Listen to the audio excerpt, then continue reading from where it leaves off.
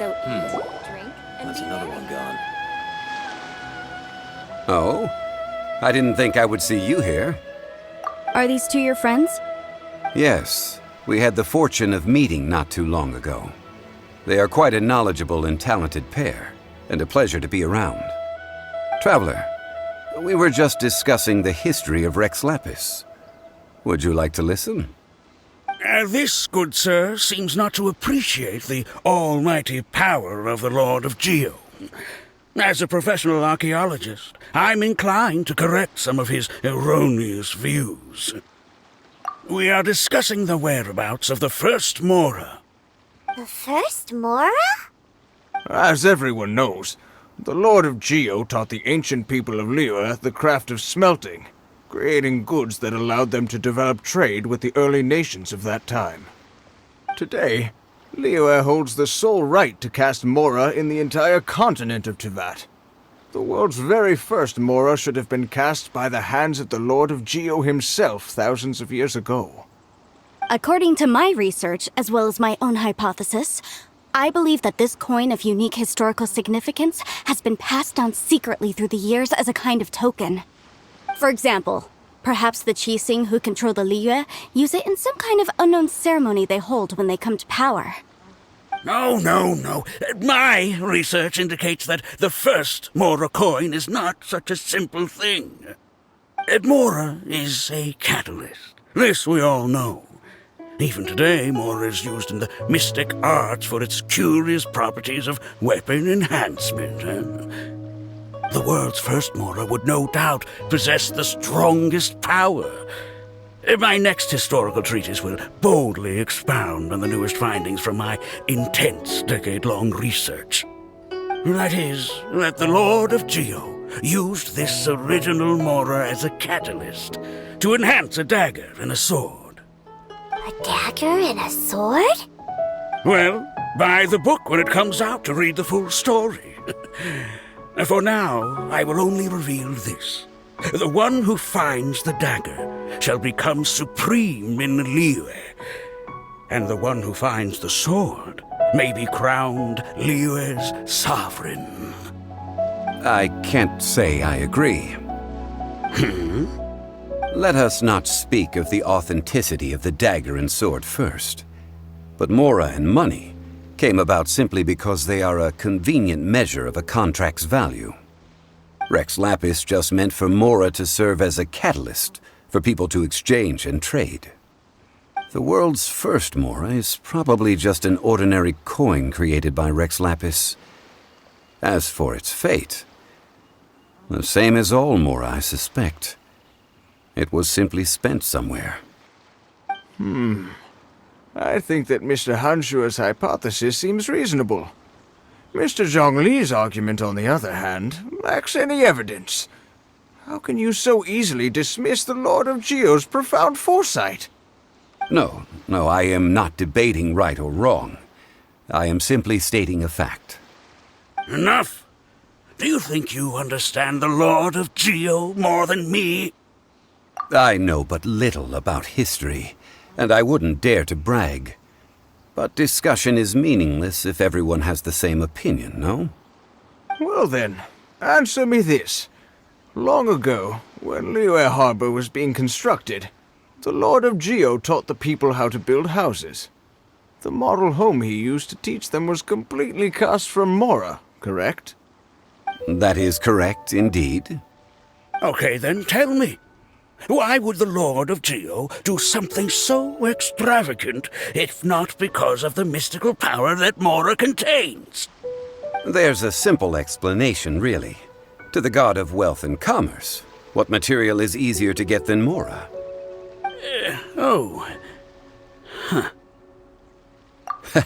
I mean, I am talking about Rex Lapis. Excuse me, sir. I have some questions about archaeology. Can we find somewhere quiet to chat? I mean, if it's okay with you. Oh, it's no problem at all. But may my friend accompany us? Perhaps they could be of some help. Of course. They can come if that's what pleases you, sir. Let's go.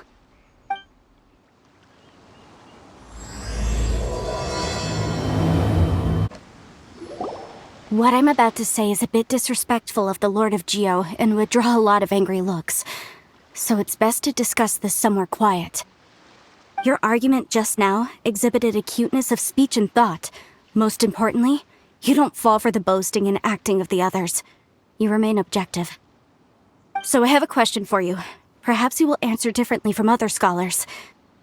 Do you think that all the gods that the Geo Archon killed were evil? Let's not analyze it in terms of good versus evil. Rex Lapis placed great importance on the integrity of contracts. So any gods he killed certainly must have broken some kind of contract. Right! The Lord of Geo wouldn't kill the innocent. But when I was doing some research, I learned about the legend of the god of salt. The god of salt, Havria, was a very kind god, but she encountered Morax one day in battle. Morax used a rather underhanded trick to assassinate her. What? No way! This bit of history is a long story. But you may not like the truth when you hear it. Don't worry, please tell me what you know. This event, I've already searched for answers for a long time. No, it's just... Where should I begin? Over here! Mr. Zhongli! I've been looking for you. So you're over here all this time. Put down your weapon and stay back. Otherwise, Paimon's reporting you to the Millilith. First of all, I'm not holding a weapon. There's no need to overreact now. I'm simply an archaeological researcher from Snezhnaya. I'm not here for trouble. The Fatui say that every time. But this time, I registered with the Liyue Ministry of Civil Affairs. I could show you the official documentation if you want to see it.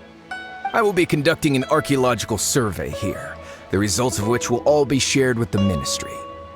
I heard that Wangsheng Funeral Parlor had a consultant named Zhang Li, with immense knowledge of ancient history and archaeology. So I paid Wangsheng Funeral Parlor a handsome amount to hire Zhang Li as my own consultant while I'm in town. So you mean to say that this is work for the Wangsheng Funeral Parlor, yes? Well, since it's work, I don't have a choice. A consultant of the Wangsheng Funeral Parlor must respect their duty. Of course you would be such a reasonable man. Well then, let's head out now, shall we? Wait, if you are studying archaeology, can I go too? I am also a scholar in this field, so I can help. That will give us a chance to continue the topic we were just discussing. Oh, and you should tag along too. This experience may be of help to you on your future adventures. It is a story from before the rise of the Seven. Although the god of salt has already perished, it will still be a meaningful experience for your journey. Wait. This is an archaeological expedition, not a tour group. That's too many people. But this friend of mine has a treasure-finding talent, surpassed by no one. It will surely be of great help to us. Oh? What talent? If my friend espies a treasure chest, they will absolutely find a way to open it. Hey, Paimon's good at that too. Well, that is quite enticing. All right then. Well, let's go. There's no time to waste. When the Overlord of the Vortex was crushed by the Jade Chamber recently, perhaps something of interest was washed ashore. An ancient artifact would be good. Traces of ancient activity would be great. But a piece of the god's limb would be even better. Who knows what surprises we may find.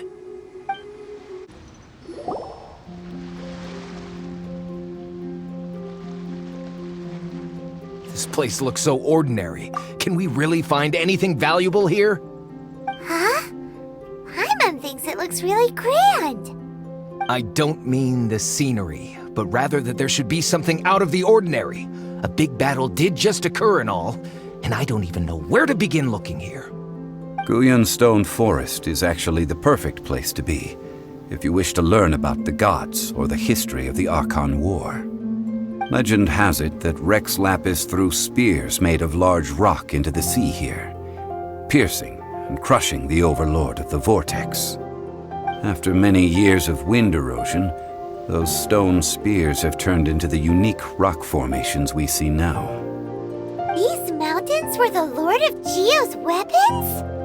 What we see now is just the part of them that remains. The stone spears hurled by Rex Lapis all those years ago were much greater, both in number and in size. But due to the different angles they landed at, their large centers of mass, erosion by seawater, and years of gravity, many of them have been completely swallowed by the sea. So besides wind erosion, the initial collapsing of the stone spears also played a big part in the formation of Guyon Stone Forest. Well, a god able to fight one so powerful as Rex Lapis was certainly very strong in its own right. Indeed.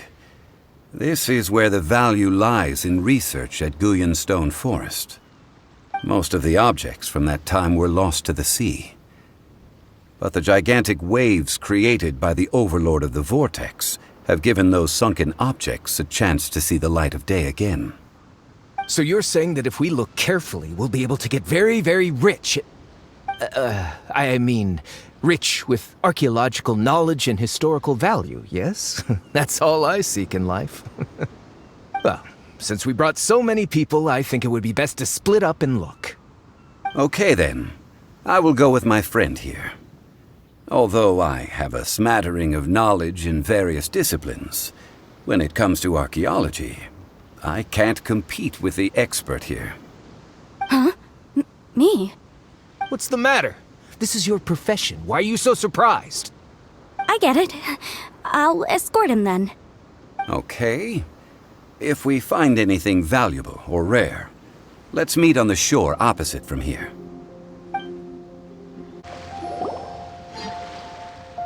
You call yourself a scholar of archaeology? You can't even recognize this or that. What are you good for?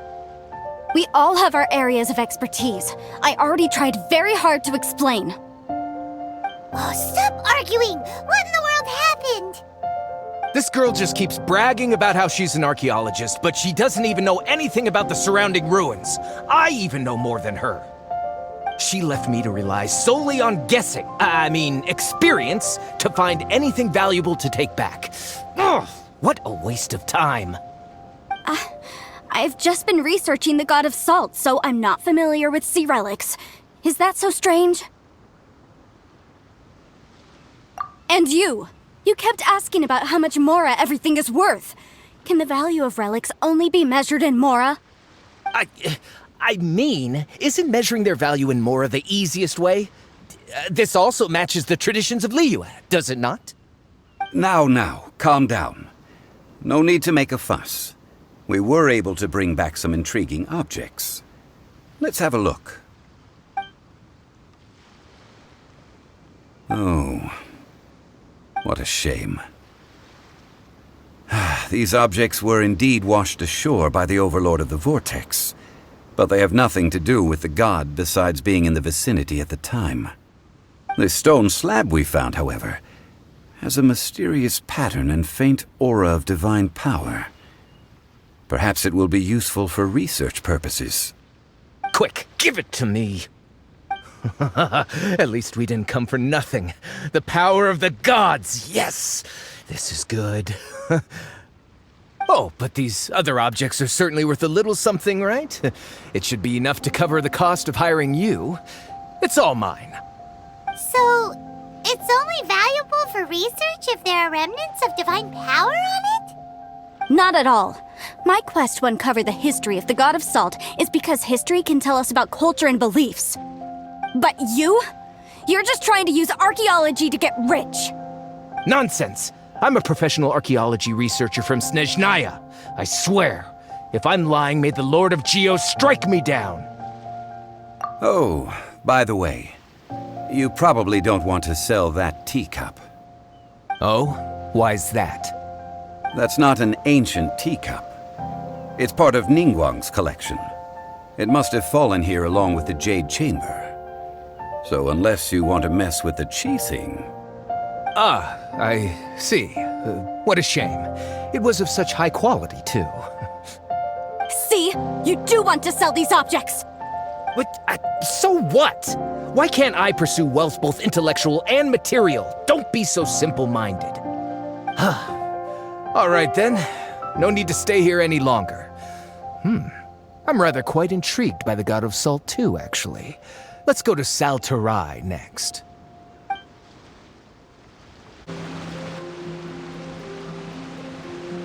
I heard that Sal Turai was once the home of the God of Salt's people. Therefore, there's sure to be loads of valuable relics nearby.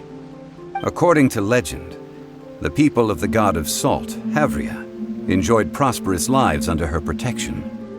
But this legend has been around for ages. With the countless scrap collectors and treasure hoarders in the area, there probably aren't many valuable things left here. Oh, good. That's just great. If I knew it was picked this clean before, I wouldn't have come. About that, I know there's a ruin deep in this cave here. It's related to the God of Salt, which is actually how the area originally got its name of Sal Turai. However, the ruin entrance has been sealed by a mysterious power. Nobody has been able to break the seal. I found a mechanism that seemed to be related to the seal, but when I undid the mechanism, the seal wasn't affected at all. So at the moment, the seal's origin and how to break it are very important topics in my research on the God of Salt. I don't know, there's no concrete evidence, but I'm pretty sure the seal is meant to hide some kind of long-forgotten truth. The God of Salt was a benevolent god, adored by the people, not to mention powerful. She wouldn't have any kind of shameful secrets to hide. So, the one who wants to hide some truth is very possibly her killer, Morax. This doesn't sound like something the Lord of Geo would do, though. Who cares about all that? It sounds like countless treasures of the God of Salt lie within this ruin, just waiting for someone to find them, right? You weren't listening at all, were you? Even if there's a mountain of treasures inside, nobody can get in if the seal isn't broken. Ah, but we have the illustrious Mr. Zhongli with us. He looks like he knows just about everything. A little seal shouldn't be any trouble for him. This seal seems to be quite ancient. Even Mr. Zhongli may not know all of its secrets. I may know something about it. What? Over the years, I've heard various rumors with bits of knowledge about seals.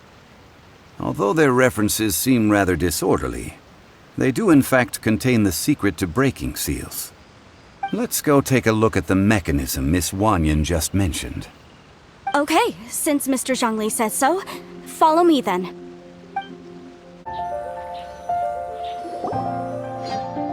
This place seems familiar. Huh, I remember.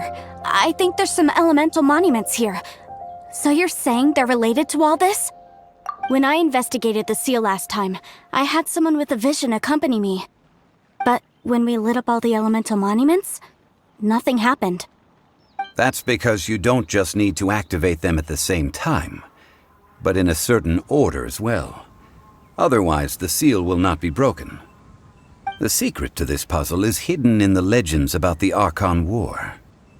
Tianheng in the south, Yaoguang in the east, Jueyun in the west, Qingce in the north. All desolate and devoid of life. Liyue is vast, yet even one haven is hard to find. To the north, to the east. Do the people of Liyue always talk in riddles? I think I've heard this saying before. Certainly you have. And the contents of this saying are also related to the God of Salt. To provide a haven for her people, whose lives had been ravaged by the Archon War, this benevolent god searched all across Liyue. At that time, with the chaotic fires of war engulfing the land, even one sliver of peace was a luxury.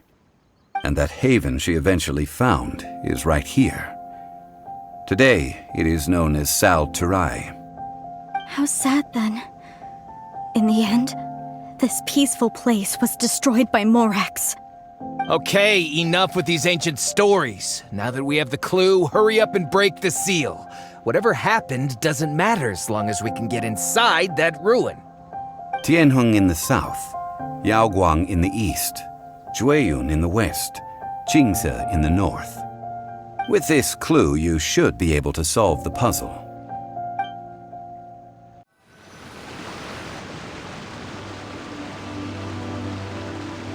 Before entering the ruin, I have a proposal that will help us prevent the kind of senseless arguing between you two that we saw at Guyonstone Forest.